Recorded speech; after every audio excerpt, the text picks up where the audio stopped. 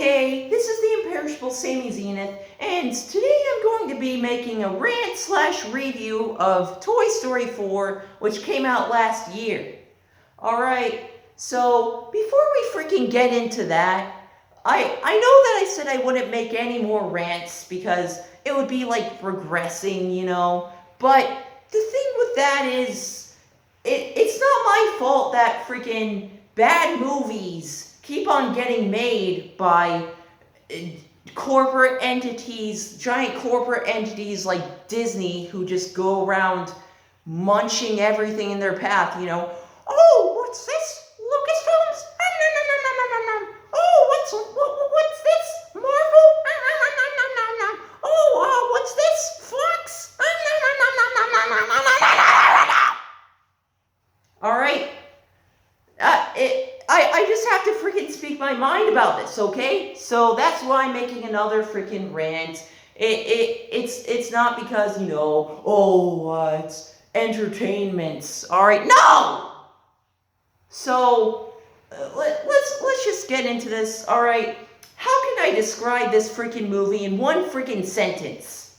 It's like the freaking I would call it the freaking Dragon Ball GT of Toy Story. And what do we know about Dragon Ball GT? What we know about Dragon Ball GT is that Goku is the main course. He's the only one who can, you know, get the job done. He's the only one who really matters in the story. All right? It's the Goku show. Everybody else is just, you know, extra. It's just extra seasoning, right? Goku's the main course. It's the same freaking thing with Toy Story 4, all right? You have Woody. Woody's the main course. And all his friends that have been there for him since the beginning, you know, Buzz, Jesse, you know, all his freaking friends are just, you know, extra, all right? You know, nobody really cares about them, right? It sucks! All right? And, just to reinforce that idea of it being like the Dragon Ball GT of Toy Story 4 a bit more. So, yeah, Forky, right? He's like a new main character to the story, right? So he's like Pan. He's like the equivalent of Pan in this freaking movie because he's always getting the freaking trouble. He's just causing, you know, he's just like a damsel in distress. He's just causing Woody more trouble than he's worth. Like, just freaking, you know, stay out of it. Why do you even have to be, like, tagging along? Like, it just makes no sense. It just makes no sense. All right? He's a terrible new character. It's just ridiculous how he gets more focus than characters like Buzz Lightyear, okay? Because remember Toy Story 2, how Buzz had an awesome cinematic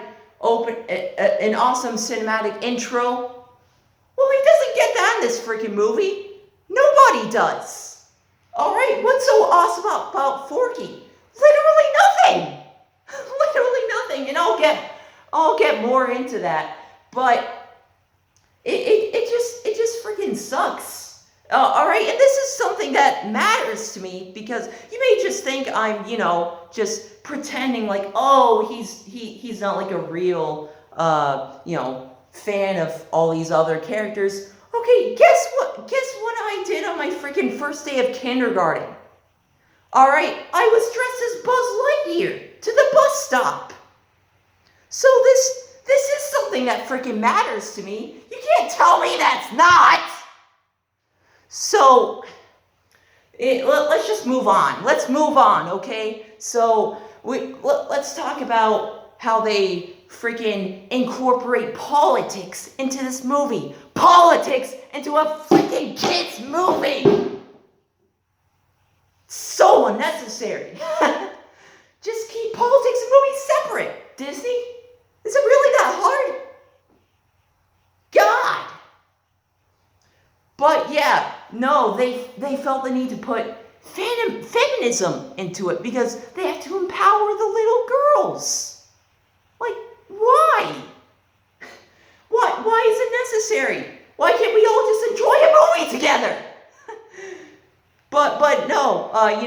they took Bo Peep, this character from Toy Story 1 and 2, who pretty much had no personality other than being Woody's love interest, and they felt the need to amplify her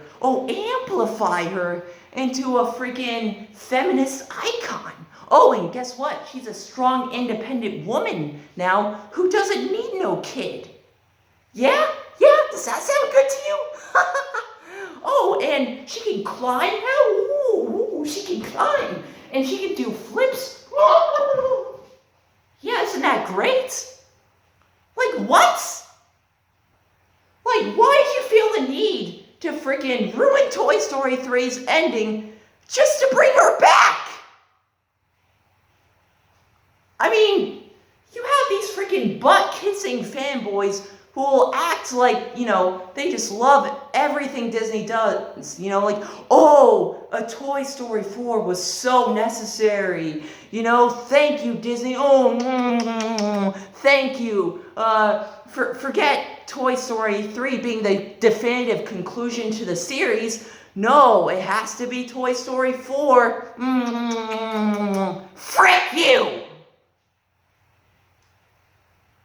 This series should have been over with the third one. This movie is non-canon. I do not consider it canon. Alright, I don't care what the frick anyone says. Like, oh, there is no canon. Alright? Everything is canon when it comes to Toy Story. Frick off! Alright, last time I checked, it's up to the freaking interpretation of the fan. Alright? Toy Story 3 is the real conclusion in my mind. And what the frick are you going to do about that? What are you going to do about that? Moving on. So let's talk about how they changed Andy's design for no freaking reason. Like, oh, the internet calls it a glow-up. Like, he's a freaking kid. He's a freaking, 9-year-old kid or whatever? Like, why the frick are you guys calling that a freaking glow-up? That's freaking creepy as frick!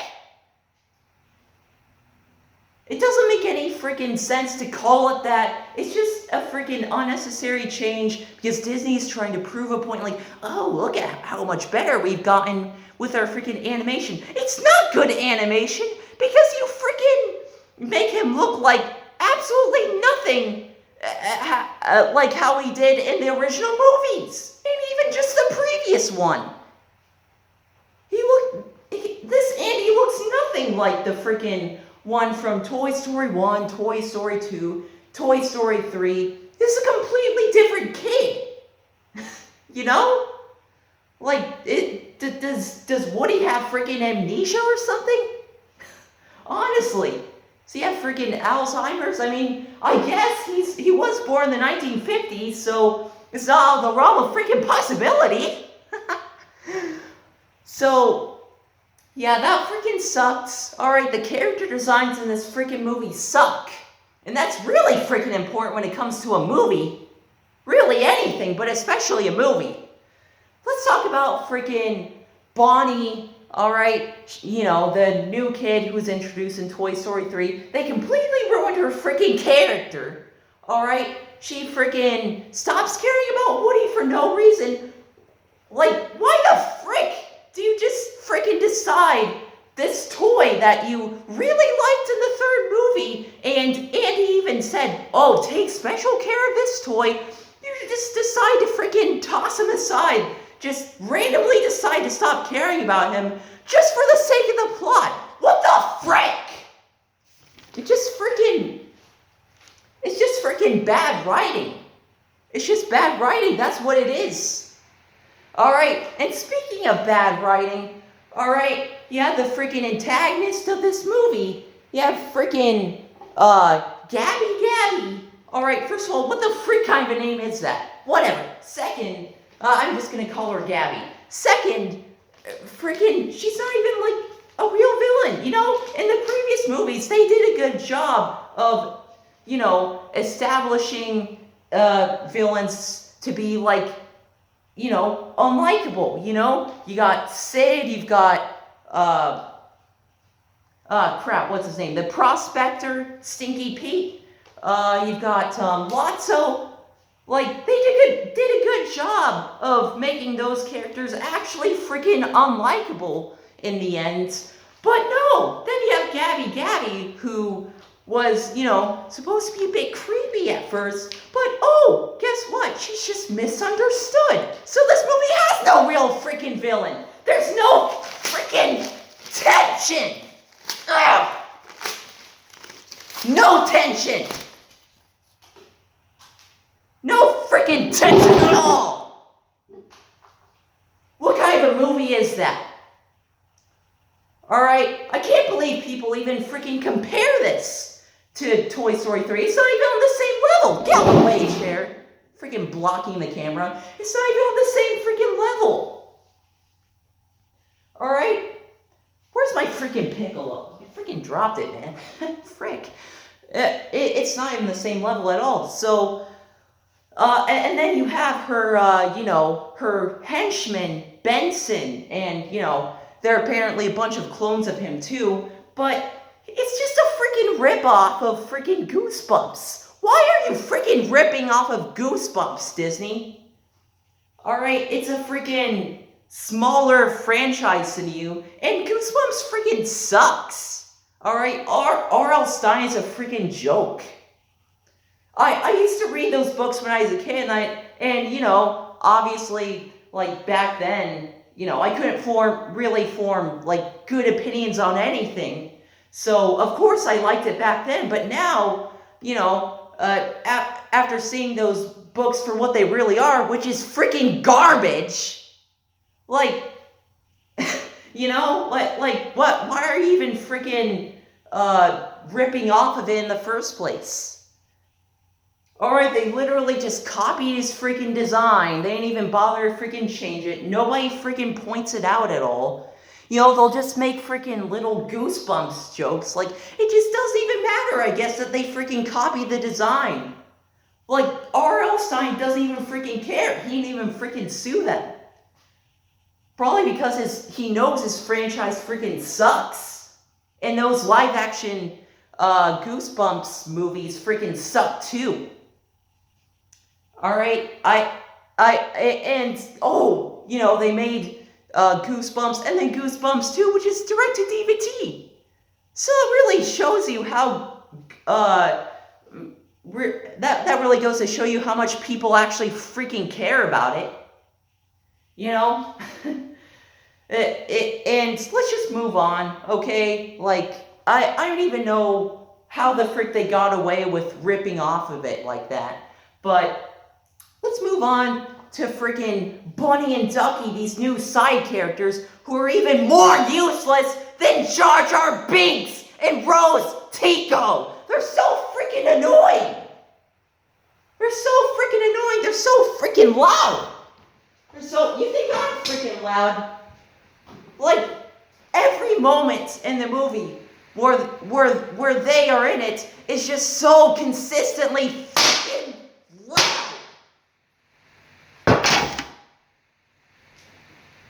Alright, I'm so tired of, like, these comic relief characters who really add nothing. They're just completely useless. Alright, you see that all the time in these freaking kid movies, and that's what freaking turns adult viewers like me away from it.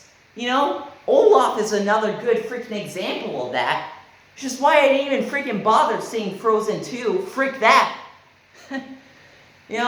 I didn't even bother watching on Disney Plus. Alright, I stopped renewing my Disney Plus subscription because Mandalorian Season 1 is freaking over. So what's the point? What the freak is the point? Alright, literally the only funny part of the movie was Duke Kaboom. I genuinely thought that was funny. Aside from that freaking part, everything else freaking didn't even make me laugh. It made me cringe. Alright, the best way I can sum up this movie is that it's just another freaking cash grab. Alright, it's just another worthless cash in. Alright, Disney got their billions off of this movie. Yeah. That's all they wanted. Alright?